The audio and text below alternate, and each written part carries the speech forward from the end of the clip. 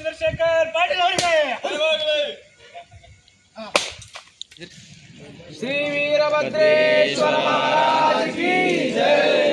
ಪ್ರಿಯಾಂಕ್ ಖರ್ಗೆಜಿ ಅವರಿಗೆ, ಪ್ರಿಯಾಂಕ್ ಖರ್ಗೆಜಿ ಅವರಿಗೆ, ಡಾಕ್ಟರ್ ಚಂದ್ರಶೇಖರ್ ಪಾಟೀಲ್ ಅವರಿಗೆ, ಡಾಕ್ಟರ್ ಚಂದ್ರಶೇಖರ್ ಪಾಟೀಲ್ ಅವರಿಗೆ. हाँ चलो वीरभद्रेश्वर महाराज की जय.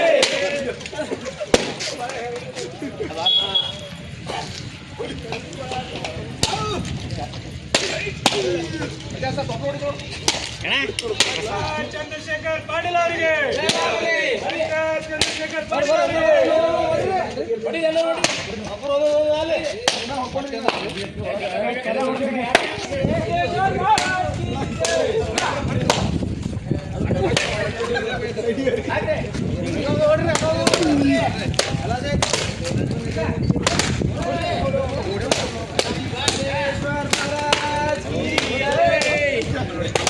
ಪ್ರಿಯಾಂಕ್ ಖರ್ಗೆ ಅವರಿಗೆ ರಾಜಶೇಖರ್ ಪಾಟೀಲ್ ಅವರಿಗೆ, ರಾಜಶೇಖರ್ ಪಾಟೀಲ್ ಅವರಿಗೆ.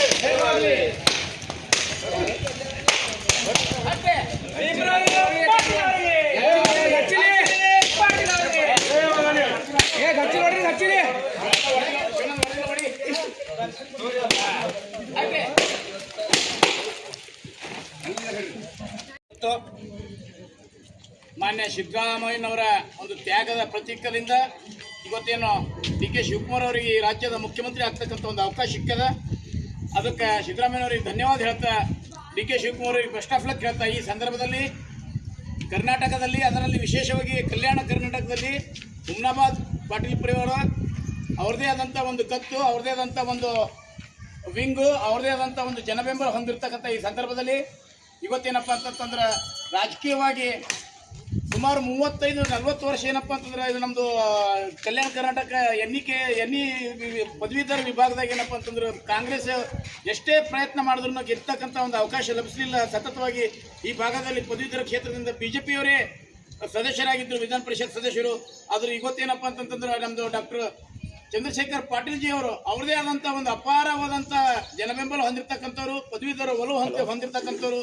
ಇವತ್ತು ಶುರು ಸರ್ತಿ ಏನಪ್ಪ ಅಂತಂತಂದ್ರೆ ಪದವೀಧರ ಕ್ಷೇತ್ರದವರಿಗೆ ಸೋಲಿಸಿ 2ನೇ ಸರ್ತಿ ಸುಮಾರು 5,000 ಮತಗಳ ಅಂತರದಿಂದ ಗೆದ್ದು ತಮ್ಮದೇ ಆದಂಥ ಜನಮನ್ನೆ ಹೊಂದಿರತಕ್ಕಂಥ ಚಂದ್ರಶೇಖರ್ ಪಾಟೀಲ್ ಅವರಿಗೆ ಈ ಬೀದರ್ದಾಗ ಏನಪ್ಪ ಅಂತಂದ್ರೆ ರಾಜಕೀಯ ಧ್ರುವೀಕರಣ, ರಾಜಕೀಯ ಒಂದು ಎಲ್ಲರಿಗೆ ಅಧಿಕಾರ, ಎಲ್ಲರಿಗೆ ವಿಕೇಂದ್ರೀಕರಣ ಮಾಡಬೇಕಂತಕ್ಕಂಥ ಈ ಸಂದರ್ಭದಲ್ಲಿ ಡಾಕ್ಟರ್ ಚಂದ್ರಶೇಖರ್ ಪಾಟೀಲ್ ಅವರಿಗೆ ಮಂತ್ರಿಯಾಗಿ ಮಾಡಿ ಜನಸೇವೆ ಮಾಡ್ತಕ್ಕಂಥ ಅವಕಾಶ ಕೊಡಬೇಕಂತಕ್ಕಂಥ ಈ ಒಂದು ಸಂದರ್ಭದಲ್ಲಿ ನಾವು ಶ್ರೀ ವೀರಭದ್ರೇಶ್ವರ ಸ್ವಾಮಿಗೆ ಏನಪ್ಪ ಅಂತಂದ್ರೆ ಈಗಾಗಲೇ ನಾವು ಬೀದರ್ನಲ್ಲಿ ಡಾಕ್ಟರ್ ಬಾಬಾ ಸಾಹೇಬ್ ಅಂಬೇಡ್ಕರ್ ವೃತ್ತದಲ್ಲಿ ಹೋರಾಟ ಮಾಡ್ತಾ ಇದ್ದೀವಿ, ಒತ್ತಡ ಹಾಕ್ತಾ ಇದ್ದೀವಿ ಸರ್ಕಾರಕ್ಕೆ. ಈ ಸಂದರ್ಭದಲ್ಲಿ ನಾವು 101 ತೆಂಗಿನಕಾಯಿ ವೀರಭದ್ರೇಶ್ವರ ಅರ್ಪಿಸಿ ಏನಪ್ಪ ಅಂತಂದ್ರೆ ಅವ್ರಿಗೆ ವೀರಭದ್ರೇಶ್ವರ ಆಶೀರ್ವಾದ ಕೊಡಬೇಕು.